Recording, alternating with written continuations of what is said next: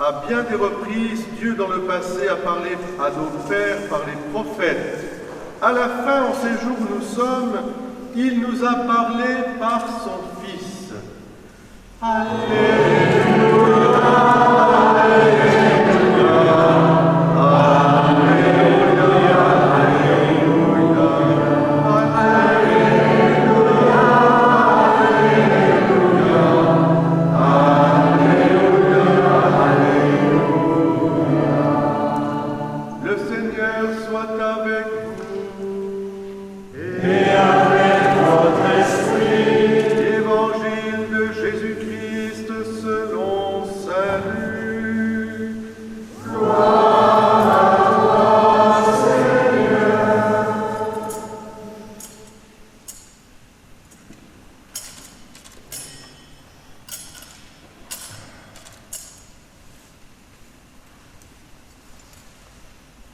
En ce temps-là, les bergers se hâtèrent d'aller à Bethléem, et ils y découvrirent Marie et Joseph, avec le nouveau-né couché dans la mangeoire.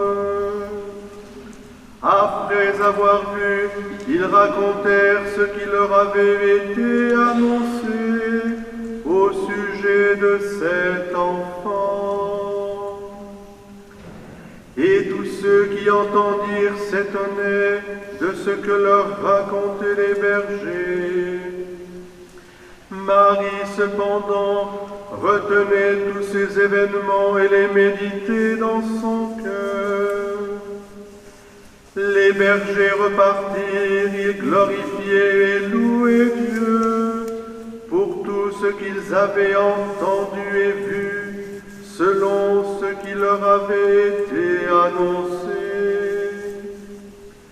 Quand fut arrivé le 8e jour, celui de la circoncision, l'enfant reçut le nom de Jésus, le nom que l'ange lui avait donné avant sa conception. Acclamons la parole de Dieu. Louange à toi, Seigneur Jésus. Asseyez-vous. À la fin de la messe, nous irons à la crèche ensemble pour consacrer la nouvelle année devant l'enfant Jésus. Donc vous pourrez venir, nous pourrons venir ensemble nous déposer cette année. J'ai commencé par vous dire que ce n'est pas le chant qui est important, comme disait Bernanos, mais ce qui est immortel. Ce n'est pas ce qui est immortel, ce n'est pas le chant, mais c'est ce qu'il contient. Et ce qu'il contient, évidemment, c'est la thématique de l'enfance retrouvée. Parce que, au fond, en fêtant la Mère de Dieu, aujourd'hui, nous fêtons la circoncision, et c'est très important.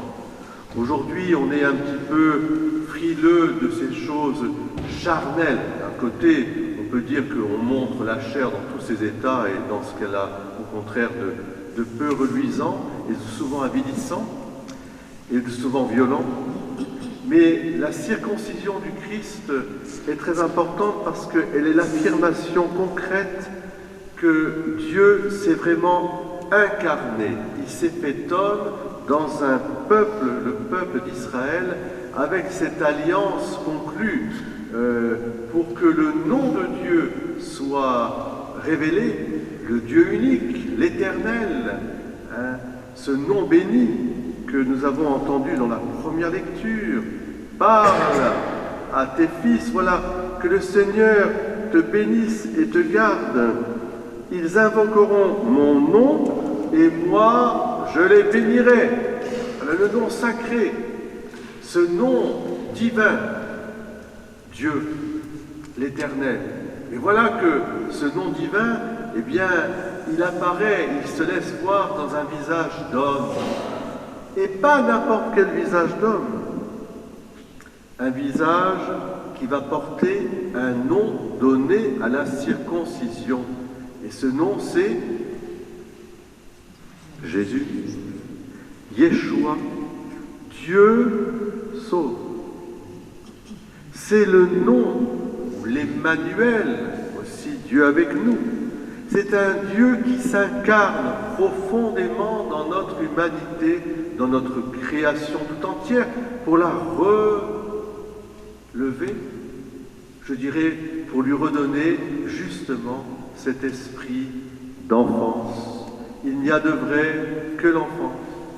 Et cet esprit d'enfance, il est en but, eh bien, à toutes ces idéologies mortifères qui, depuis le péché d'Adam et Ève, ne cessent de troubler l'humanité.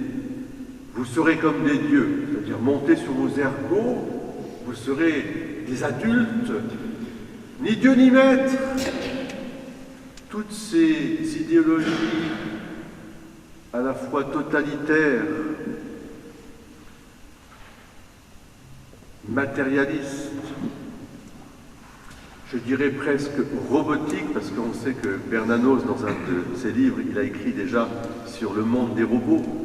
Vous prenez Saint-Exupéry, vous prenez Bernanos, les grands écrivains français, mais vous avez tellement, l'esprit d'enfance a tellement été développé partout dans la littérature. Il n'y a de vrai que l'enfant. Et c'est pour ça que le Dieu se fait petit, et petit au sens à la fois humain, profondément humain, c'est-à-dire rentrer dans la patte humaine. Il faut retrouver le sens de l'enfant en nous. Et c'est difficile, parce que nous qui avons vieilli, nous savons que parfois, eh bien, nous avons laissé l'enfant, c'est-à-dire ce qu'il y a de pur, à la fois de pur, d'innocent, de confiant, et aussi, je dirais, d'admiratif. Il faut retrouver ce sens de l'admiration, ce sens de la pureté originelle, ce sens du renouveau, ce sens finalement de l'enfant. Un enfant, il est toujours en train de s'émerveiller. Et c'est un enfant qui nous ramène à la filiation, à la fois humaine et divine. Et c'est ça la grande fête d'aujourd'hui, de ce premier jour de l'année civile, avec la maternité de Marie. C'est que nous sommes dans le Christ, Jésus, le Messie du Seigneur. Nous sommes enfants de Dieu. Nous pouvons appeler Dieu Papa. Parce que dans le Christ, nous sommes vraiment héritiers, nous aussi. C'est ce que nous a rappelé la lecture de Saint Paul aujourd'hui. Afin de racheter ceux qui étaient soumis à la loi et que nous soyons adoptés comme fils. Et voici que vous êtes vraiment fils, parce que l'Esprit du Christ habite en vous et qu'il vous fait crier « Abba, Père » et puis Jésus-Christ, Fils de Dieu Sauveur. Voilà la joie de ce premier jour de l'année.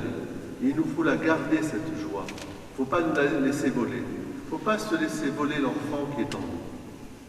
Encore une fois, il n'y a de vrai que l'enfant. Donc ce n'est pas ce que je chante, ce que nous chantons ensemble dans ce temps de Noël qui est immortel, mais c'est ce que contient ces chants. C'était le thème déjà de Noël, c'était une phrase de saint Augustin magnifique. Si tu veux savoir à quoi nous croyons, écoute ce que nous chantons. Il est né le divin enfant, jour